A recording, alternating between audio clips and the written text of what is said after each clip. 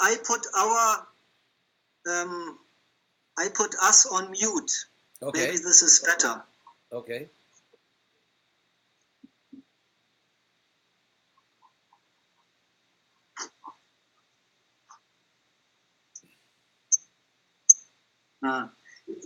Doesn't work. Oh, that's all right. It's not bad. As long as no one there is shouting or screaming. So,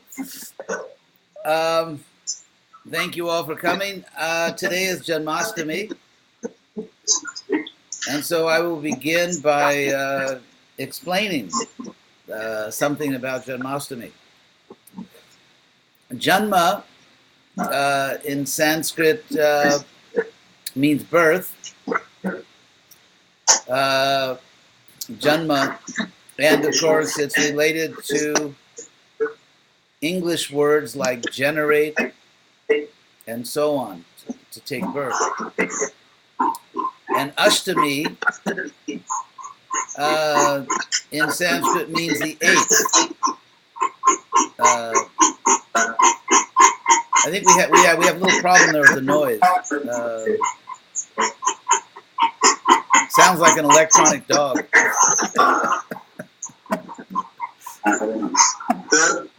Your voice, there is some connection issue. Okay. Now it's good.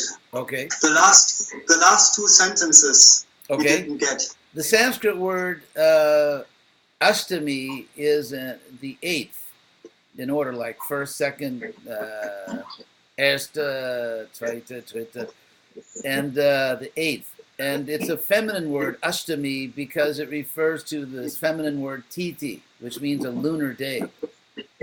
In ancient cultures, such as ancient Indian society and also in ancient Jewish culture, people used a lunar calendar because many calculations were done according to the stars. And so if you have a lunar calendar, when the moon comes up, you can also see the stars. And so Ashtami literally means the eighth Titi, or the eighth lunar day, the day that Krishna took birth in this world.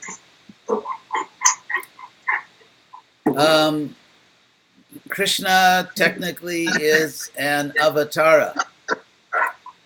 The word Avatara, Tara in Sanskrit means crossing, and Ava means downward. So Avatara literally means one who crosses downward. The idea here, of course, is that there is a spiritual plane or spiritual dimension, and of course there's the material world, where everyone is happy and we have wonderful political leaders.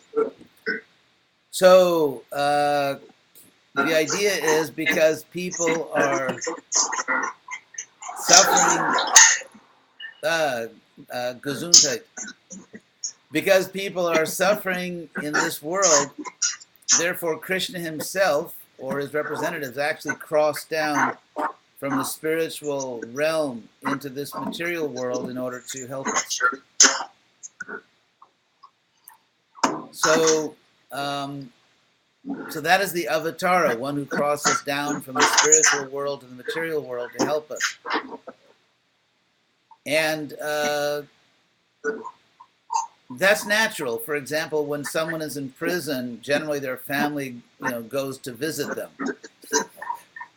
Friends and family go to visit a person who's in jail and try to encourage the person, maybe you can study while you're in jail, and when you get out, you'll have a better life, and so on. So this material world is a kind of prison in the sense that we are existing within material bodies, and these bodies are temporary, and we are limited in many ways in this world. So, so it's not an unfair comparison to say that this world is, in many ways, like a prison. There are nice prisons, relatively speaking. There are prisons that in America are called like country club prisons, where the so-called prisoners have more facility, they have parks, they can walk around and so on. So for people in a very elevated or very fortunate state, it's like a country club prison. And for people who are not as fortunate, it's just an ordinary prison. But so naturally, the family comes to visit the prisoner, right? I mean, that's natural. And so actually, the whole universe is one family because we all come from Krishna. And so Krishna and his devotees, they come to visit us in prison, which is very nice of them, and to encourage us to do what we have to do to come out of this condition and come back to our real eternal life. So Krishna himself comes, and of course his great devotees come like Prabhupada. And then here we are, you know, what is our position? Here we are, and we have chosen to serve Krishna, so we've made the right choice. We have actually listened to what Krishna is telling us, and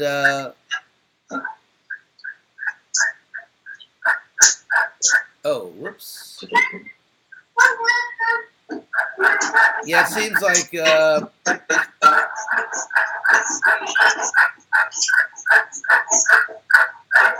is there any way to mute your end, because I'm getting a message there is a lot of background noise somehow.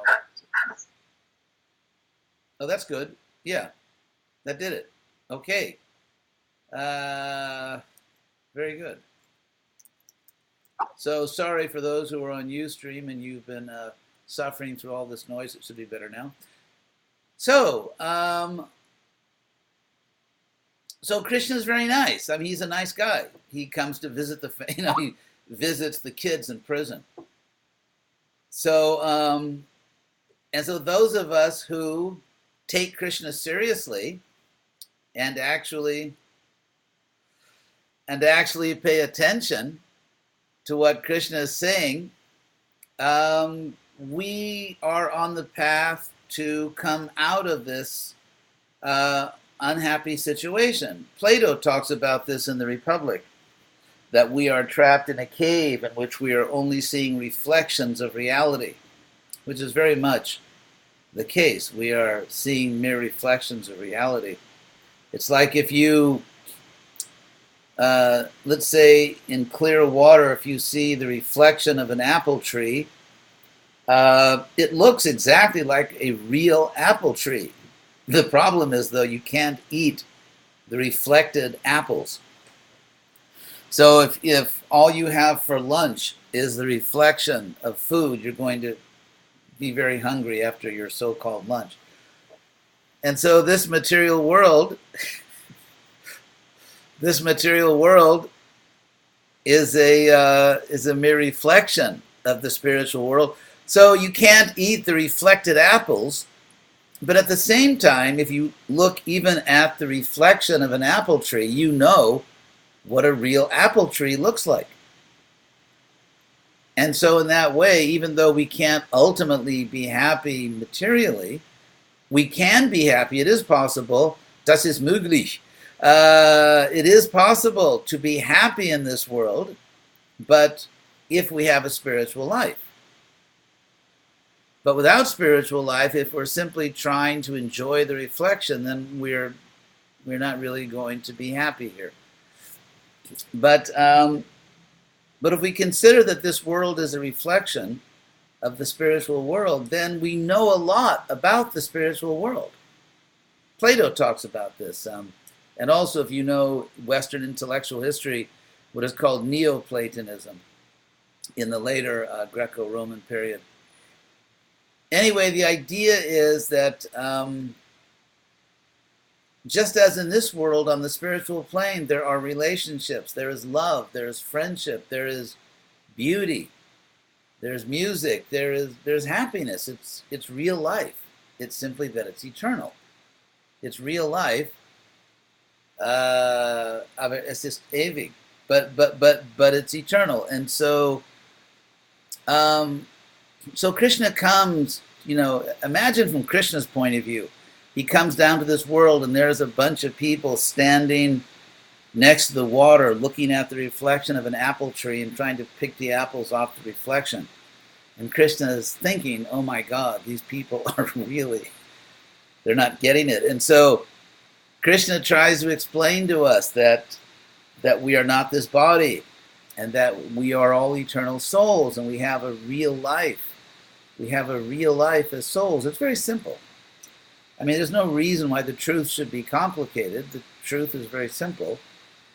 We simply have to accept it. So those who listen to Krishna, as they say in English, there's a saying in English: if everything else fails, read the instructions. And so we try to be happy in so many ways, and when everything fails, then we can simply read the instructions. And the instructions are given in Bhagavad Gita. So those who have taken Krishna seriously, those who have actually heard what Krishna is saying, they also become spiritual teachers. They become representatives of Krishna. And they help other people to learn. That's natural.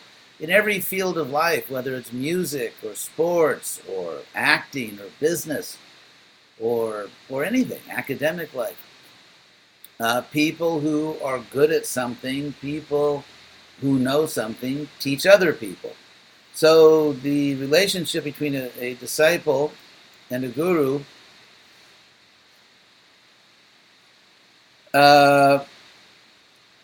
is actually pretty simple. It's just someone that knows something explaining to someone else, and then they learn it. It's like everything else in life.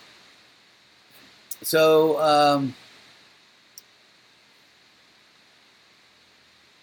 Krishna asks us to do that. Krishna asks us to do the obvious. That when you're in this world, try to learn spiritual knowledge by hearing from people who actually know it. And then we begin the process of bhakti yoga. So we should all, I think that today, Janmastami, we should all be grateful to Krishna, and we should be grateful to people who represent Krishna. As we know in this world, most people are not geniuses. And even people who are supposed to be very intelligent often are just very materialistic and don't really... I mean, if you read the news, there are people who are famous actors, actresses, writers, or musicians, or politicians. And most of them are simply not really interested in spiritual life. They don't ask the big questions, and therefore they never get the big answers. If you don't ask the right questions, you can never really get the right answers. And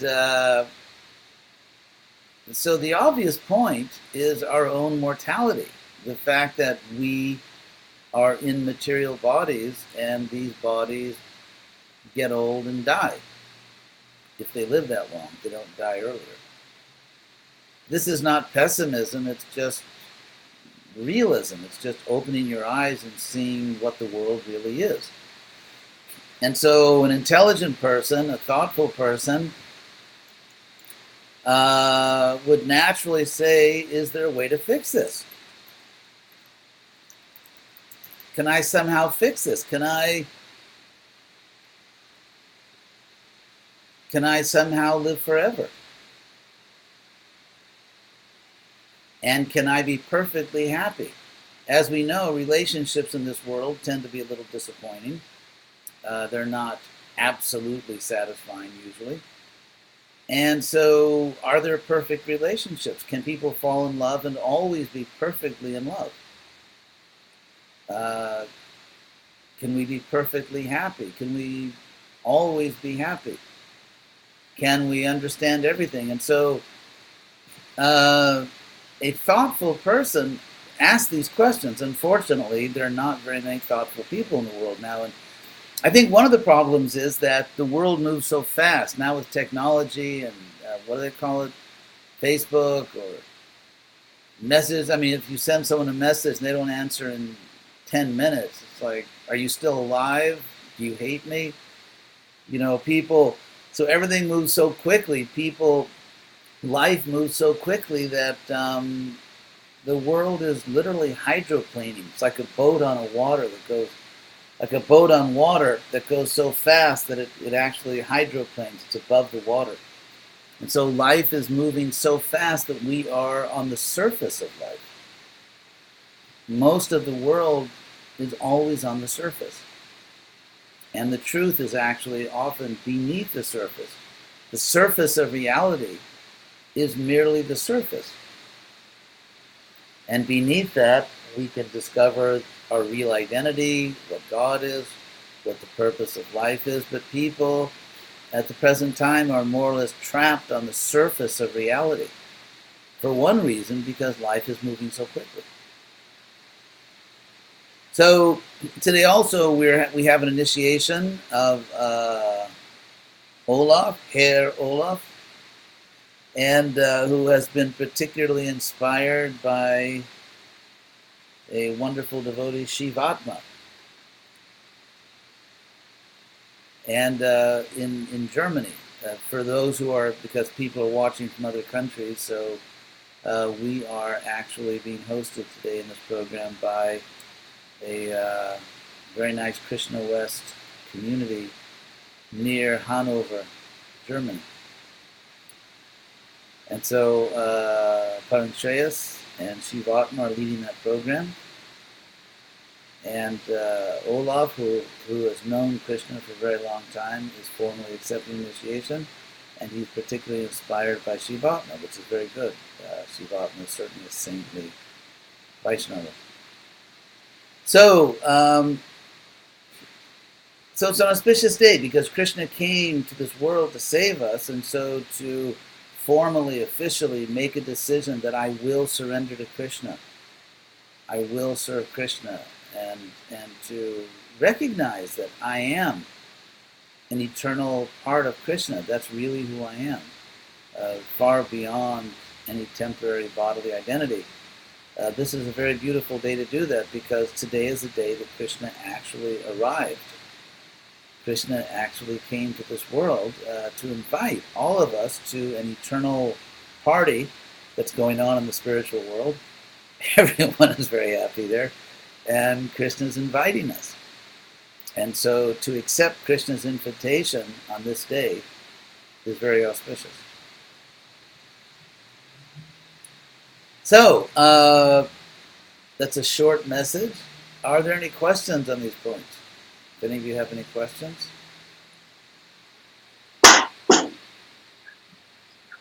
Gibt es Fragen?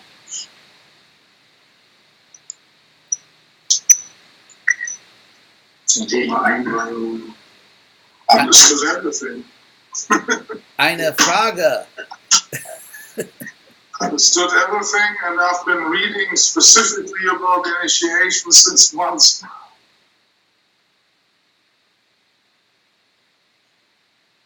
Very good. Alan Schwer gave me a book a few months ago, which is called, I don't know what it's called actually, but it contains quotes from Srila Prabhupada's books exclusively, talking about initiation, the relationship between guru and disciple. So,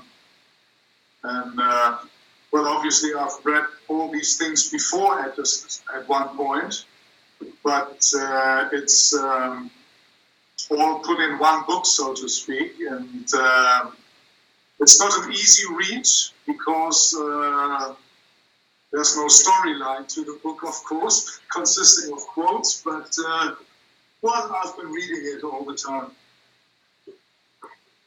He read a book, it's called The Guru and the Disciple. Yeah, that's a standard book.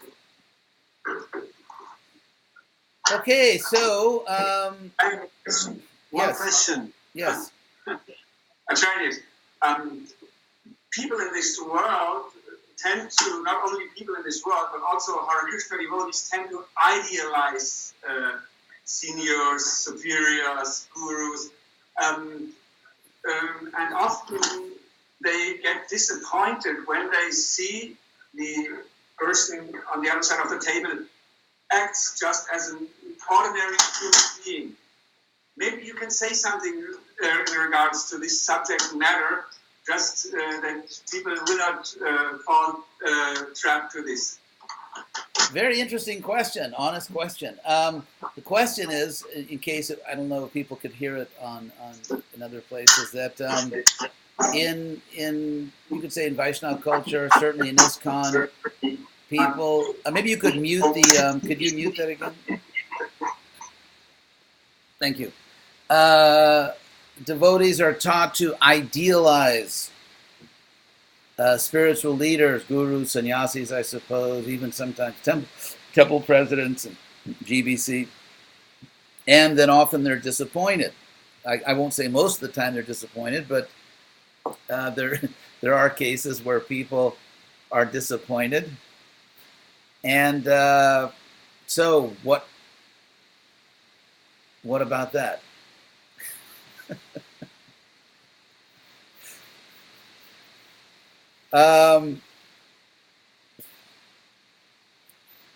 That's an interesting question because, on the one hand, Vaishnav culture is a generous culture in which we try to see the best in everyone, and we try to see everyone as spirit soul, as part of Krishna, and there's that kindness and generosity to see every devotee as somehow a special person, especially in the case of someone, let's say, a leader.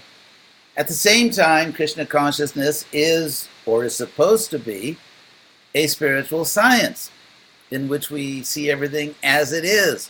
We are supposed to be not only generous, but also realistic.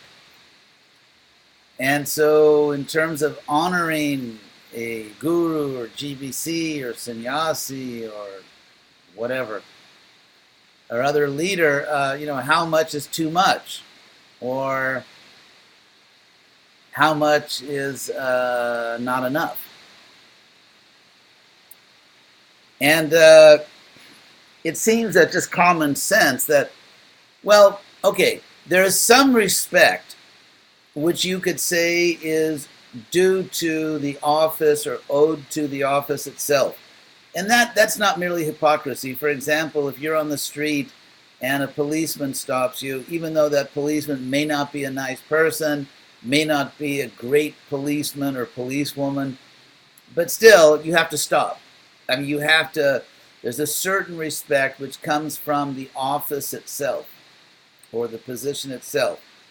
And of course, if a person abuses that position, then you could say that person does not legitimately occupy that position. So there are limitations.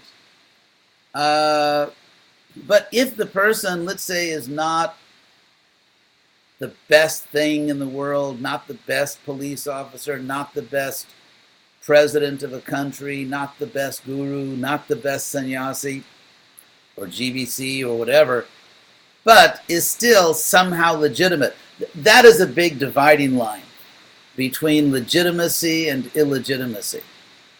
And so there has to be a clear definition of where the line is, and under what circumstances can we say somebody crossed the line and didn't just go like 1 millimeter over the line. They really crossed the line, and so somehow their legitimacy is called into question. Like for example, if a policeman hands you a gun and tells you to shoot some other citizen, you don't have to follow that order. Even in the military also. In the military, people are trained that there are certain orders that you should not follow. So there has to be a clear definition between, what separates legitimacy and illegitimacy. So let's say, for example, a guru or a sannyasi or some other leader, GBC, is not necessarily ideal, but is, according to reasonable definitions, legitimate. Because legitimate doesn't mean excellent, it just means legitimate. So in that case, there is a certain respect which we have to give to the office or to the position, but it doesn't mean we have to surrender ourselves or we have to necessarily put all our faith in that person. It's kind of like a rational respect where you understand the limitations of the other person and you don't put yourself in danger. You don't put yourself at risk in any way, and you don't put yourself in danger of some kind of disappointment because you see, well, I know who this person really is. I know what their limitations are. A certain respect is due to them because of their position, because this person is legitimate, if not, perhaps not excellent, perhaps not really everything I want, but legitimate. So in those cases, or someone may be a little better than that. Ultimately, let's say that you've offered the basic respect, which is just etiquette. It's just etiquette. It's part of being a civilized human being. Apart from that, how much faith you put in a person ultimately has to be based on your perception of that person's degree of qualification, that person's spiritual or material ability. For example, you may love a devotee who has many good spiritual qualities, but that devotee may always give bad advice on financial matters. And there are people like that, to be honest. There are devotees who are nice devotees, but they will almost always give bad advice on financial matters.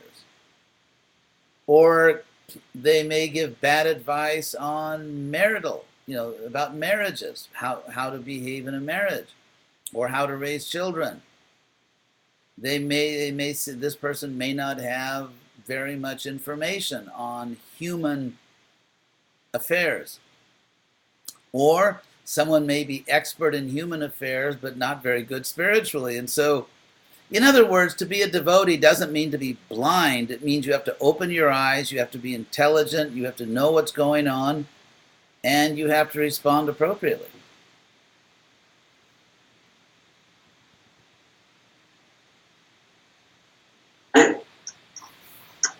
May I add another question onto that, Trillian?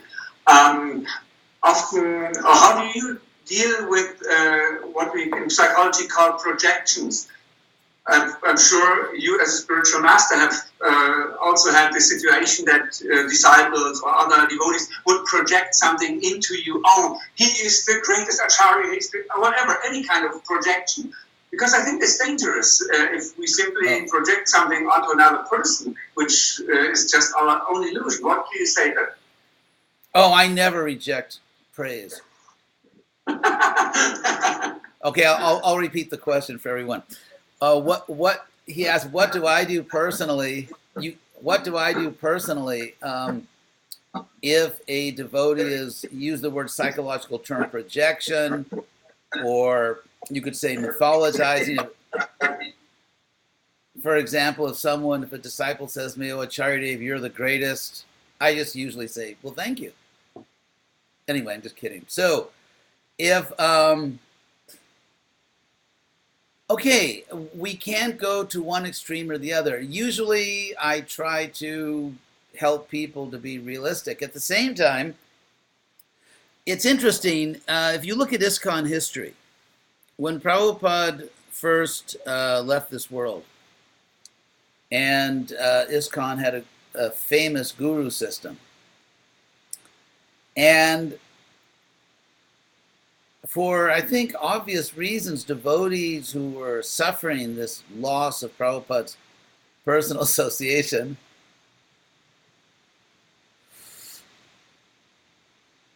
naturally they some of them tended to project onto the new gurus qualities which were at least similar to Prabhupada, not equal to Prabhupada, but similar to Prabhupada. So, but one thing I should say about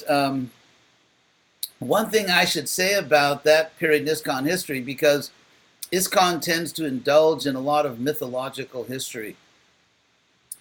Most ISKCON devotees have not been professionally trained as historians. Most leaders in ISKCON have not been professionally trained as historians. And so when that system arose, that guru system, I was one of the what I call the Fab 11. And actually, we were not breaking any direct instruction of Prabhupada, nor any direct instruction of scriptures, of Shastra, nor any rules of ISKCON.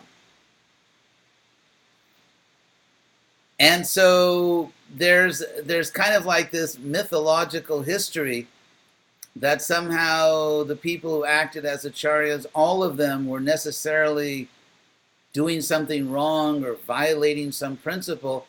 That's actually not the case. That actually didn't happen. I mean, some people did. Some people, for example, a couple people thought they rejected the GBC system. That was certainly wrong. Or if someone broke regular principles, that was wrong. But if someone simply accepted that position of a guru and sat on a big seat and so on, there's no scriptural rule against that. Prabhupada never spoke against that. And there was no law of ISKCON against it. It simply turned out to be, for most of the gurus, impractical for various reasons. But it wasn't illicit. It wasn't that someone broke some rule. But because of that history, there tends to be a culture in ISKCON that somehow if someone praises a guru a lot, it must be wrong, it must be bad. I mean, it can be. Certainly, we can exaggerate. I think some people praise Prabhupada in ways that violate Prabhupada's own teachings. Prabhupada said that a guru is not materially omniscient or materially infallible. And yet some devotees insist that Prabhupada is sort of like another super soul, another form of God. I mean, we know we honor the guru like God, Jasya Prasada, Bhagavat Prasada, and so on. But at the same time, Prabhupada made it clear that a soul, even a pure devotee, is not God. And so even in the case of Prabhupada, it is possible to praise him, to glorify him in a way that goes against his own teachings. And certainly in the case of a guru. So in my own case, the way I deal with my disciples, first of all, I reject any type of sectarianism. Like if a disciple says to me that you're the only pure devotee, then I realize that person has some kind of mental problem. Because actually in ISKCON, there are many outstanding devotees, and so I personally don't allow any type of sectarianism or the idea that I'm the only one and so on. I just don't tolerate that. And if you see if there's a guru that has many disciples saying that, it's because the guru kind of agrees with it, because any guru has the power to stop that if he wants to. So as far as saying that you're a great devotee, I don't know. I'm not going to say I'm a great devotee because I would be crucified for it.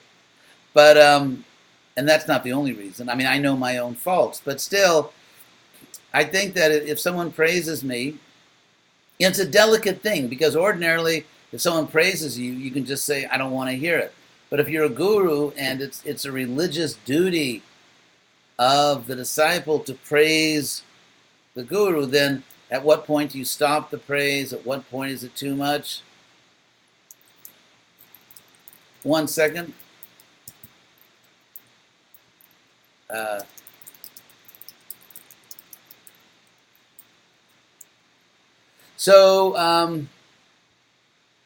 I guess I use my own judgment.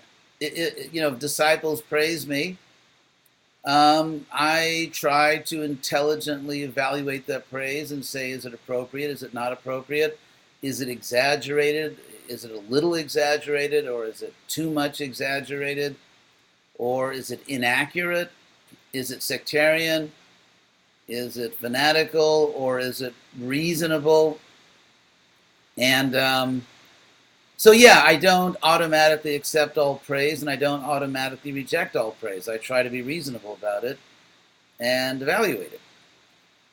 I do think, to be perfectly honest, I do think that somehow Krishna is engaging me in activities which are of great historical importance, despite my disqualifications. And I know that from my lifelong study of the history of religions. I think it's simply an objective fact that Krishna is, not only me, Krishna is engaging all of us. I mean, Parang Shreya, Shivatma, I mean, all of you. Krishna is engaging us in activities which are of great historical importance. And I do believe there's a sense in which those of us who understand this historical necessity have received a special blessing, have received a certain gift of insight to be able to understand that. So again, I mean, in everything I do, really, I try to be reasonable and not dogmatic or fanatical, not fanatical self-praise and not fanatical humility. Well, no one would ever accuse me of being too humble. So I'm not in danger of that criticism. But yeah, so I just try to be reasonable.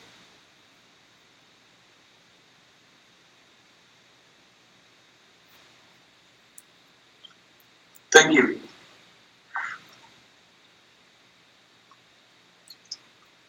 And the other, meine Frage noch. Ja.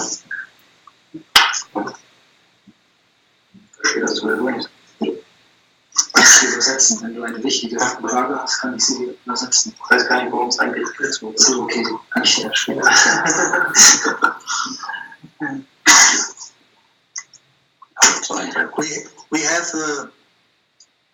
We have the Tulsi Mala, which was offered 2 days ago to the deities of Lord Jagannath in Berlin, and these deities are from the same wood than the original Jagannath deities.